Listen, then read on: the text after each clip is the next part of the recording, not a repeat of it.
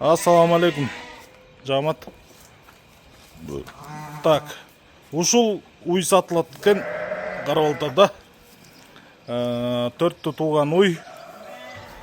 Кличкасын не деп атпар эле? Милка дейт. Галшин породасындагы уй. Желини жакшы. Тууганына канча болду бун?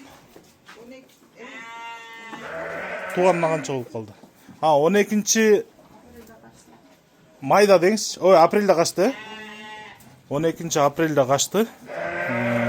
Осеменение шведское болду. Колго дагы, аппаратка дагы каралат. Мына сүттүн каналдары мощный. Аябай жоош. Жегендей сүткө чыгарып берет кайра. Бою 1,40. 4 тууган, 5-чиси ичинде шведское осеменение болгон. Айдап койбойсуңар. Так, Карабалтада, Панфиловка айылында бул уйдун бериле турган баасы 300 000 сом дейт. 300 000 сом.